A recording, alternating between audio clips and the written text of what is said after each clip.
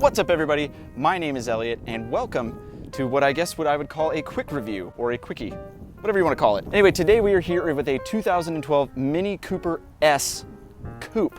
That's a long name for a little car, but it's a really cool little car and you just don't see a lot of these because they didn't sell a lot of them and then therefore they didn't make a lot of them. But what we're gonna do today is do a quick walk around of the car and then we're gonna take it out on the road and do a quick drive. That is what a quick review is. Now these are different than the standard Mini Cooper. The roof goes back a little bit further. This is the Cooper Coupe, which all of them are two doors, but this one just has the different roof line. The interesting thing about this car is that it was actually designed to look like a backwards cap. And that's not me making that up. That's actually from Mini.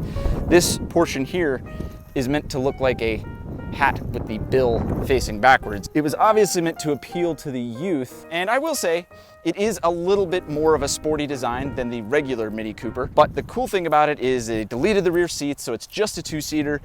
The coupe roof actually makes the structure a little bit stiffer as well, and I think it just looks a lot more unique than the regular car. This car is actually really rare. I'm not sure exactly how many they made, but it really wasn't a hot seller at the time because it was actually more expensive than the regular coupe. But anyway, it's also really cool looking and it got a power bump. This car sports a 181 horsepower engine versus the 160 something horsepower motor in the standard Mini Cooper. So, around back, you do have one of my favorite features, a retractable rear spoiler. That's all well and good, but the problem is, let's say you were trying to rehydrate like I am right now and you casually set your water bottle up there. What can end up happening is if the spoiler were to deploy,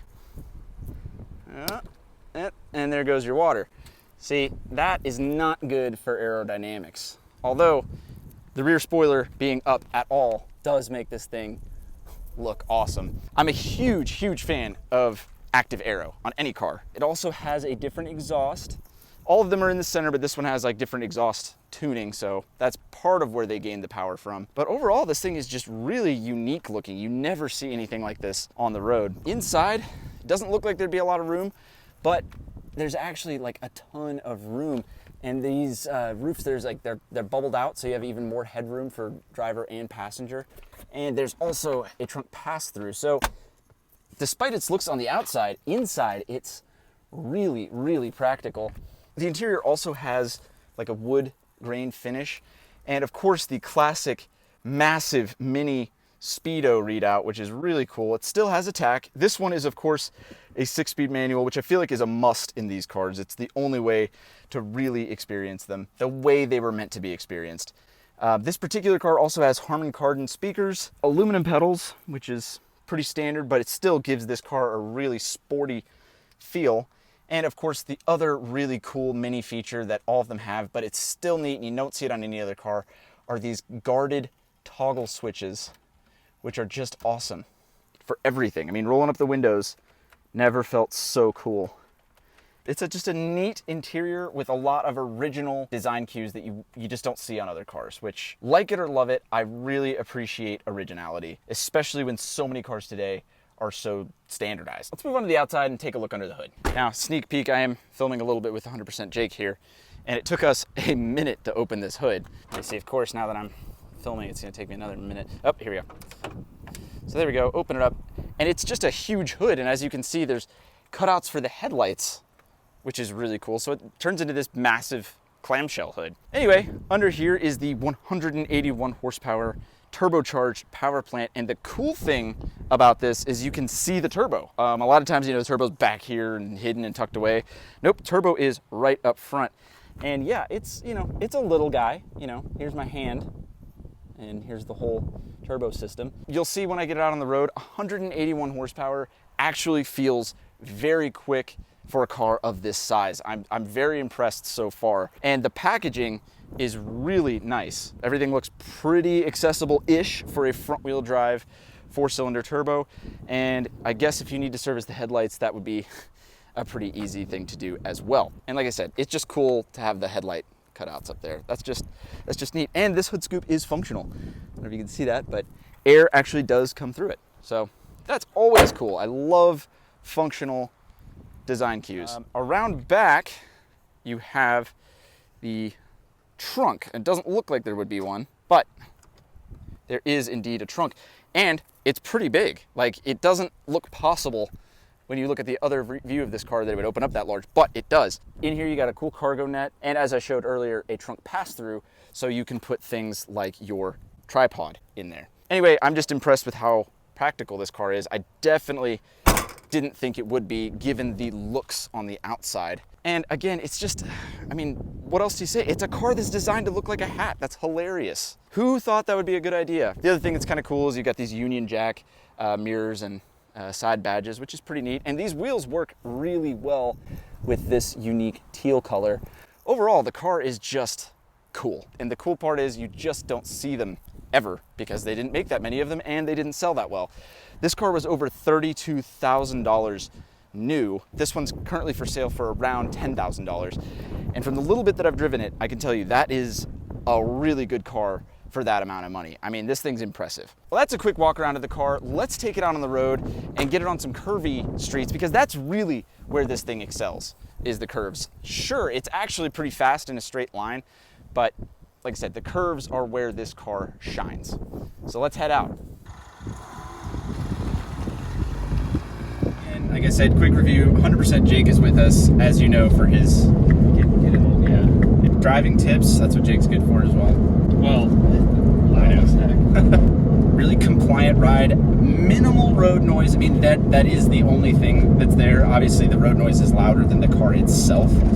But that's kind of to be expected. It's a small, light car with bump bump, so road noise is expected. The shifter feels good. Obviously, you have the world's biggest speed readout, so that's nice. And I mean, everything just feels really solid. This car actually has 94,000 miles on it. And I'll tell you, it doesn't drive like it does. I mean, I've driven these with 30,000 miles, and it feels about like that. So if anything, that's a testament to how well these cars hold up. Presumably, these cars get beat on, you know. I'm assuming people drive these spiritedly, because that's kind of what they encourage you to do. And if that's the case, if these are 94,000 spirited miles, this car is doing great. We live in Wichita, Kansas. Every road in this town, save for a very few, are dead straight. So it's every intersection is an intersection to another dead straight road. It's fun to have a big power car here like the Hellcat. You can really enjoy that car because everything's straight. The problem with having a car like this in Wichita is that you have to seek out the curvy roads, and you're usually going way out of your way to do that. But what we're gonna do is find one of those curvy roads and really put this thing through its paces to see how it is. One thing I'm noticing is that, shockingly for how small this car is, these seats, the bolsters, are significantly further apart than other cars with aggressively bolstered seats like this. I feel like a larger person, this car could work. I mean, these seats also go back way far. Wow. I cannot touch the front of the wheel well right now. Of course, I only have a 30-inch in seat. I can barely touch my tippy toes on the floor from back here. What I was mentioning is the also fantastic headroom. I'm not Doug DeMuro tall, but I've got room. I mean, you could put a helmet on in this thing, no problem, which I was pretty shocked by. Oh, look, our spoiler's up. Anyway, we'll do a little pull because we'll have some room here. I want to watch the spoiler come up. What speed does it do? Oh, there it goes. 55 is when it does it. Comes up pretty quickly. Okay, I mean, we got going. I mean, I exceeded the speed limit a bit. This thing is seriously, it feels like a lot more than 180 horsepower. Because I swear, if you tell somebody 180 horsepower, they're like, unimpressed. It's a New Balance store. Oh yeah, dude. Trust me, I'm all about it. Oh yeah. You know me, Corvette guy. You know I stay at the New Balance store. And the Whole Foods market right next door. And the Whole Foods thing for my Prius thing, so it's like kind of a 2-in-1 stop. Actually, no, what I usually have to do is I have to drive the Corvette to the New Balance store, put the Corvette away, get the Prius, drive it to Whole Foods. Yeah. Because they clash. It's very inconvenient. The troubled life of a car enthusiast. Yeah. What I'm most impressed by is how fast it feels in a straight line. I really expected it to feel like pretty good. They have nailed the torque curve on this. Yeah. It's got enough of the low-down grunt to make it feel actually fast. AC is off. We are in sport mode. I feel like a lobster getting boiled alive. I know. Yeah. See how it handles.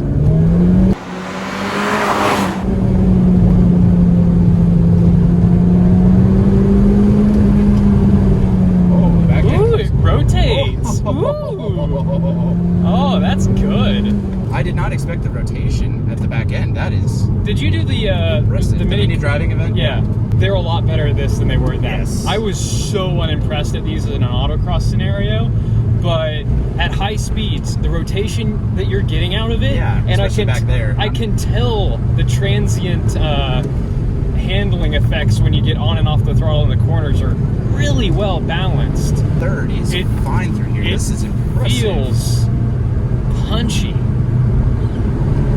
And it doesn't feel like old school turbo laggy, it just feels like a bigger, torquier engine. Oh, little tire squeal. Yep. This thing is awesome. Yeah.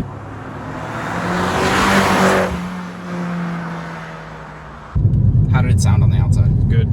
Could you hear Yeah. all that? Okay, good. I love that. Coming from a guy who loves and drives high horsepower cars, this is very easy to speed in. Almost easier to speed in than the other ones because it's quiet and you're just kind of going through the gears. Yeah. And I was faster than I'd like to have been right there. That's something to be said. I think that also is a mark of a good, fun car. Sneaky speed. Sneaky speed and deceptive speed. Where you're like, oh, I'm just having fun. And you look down at this kitchen clock-sized speedometer and you're like, oh, I'm speeding. Oops. And then that's that. Okay, guys, so there you have it. That is a quick review of the of the 2012 Mini Cooper S Coupe, a car designed to look like a hat. Does it drive like a hat? I can't say, but it is a lot of fun in the corners, and it's actually really fast in a straight line too. The turbo torque curve really makes it feel faster than maybe it is. It's a little quiet, but it makes up for it with its speed, retractable spoiler, and quirky looks. Overall, this car was a hoot. Huge shout out at Bob at EuroAsian Auto, link in the description below. This car's currently for sale, currently in his inventory. So check it out if you're in the market for a Mini Cooper S Coupe. Apparently there's only 3 for sale in all of America. So pretty rare car and definitely a car that doesn't pop up for sale very often. Anyway, that's gonna do it for this video. I hope you enjoyed this quick review, kind of a mix between a vlog and one of my standard reviews. Let me know what you think in the comments. And other than that, like, comment, share, subscribe, do all the other normal YouTube stuff, and I will see you on the next video.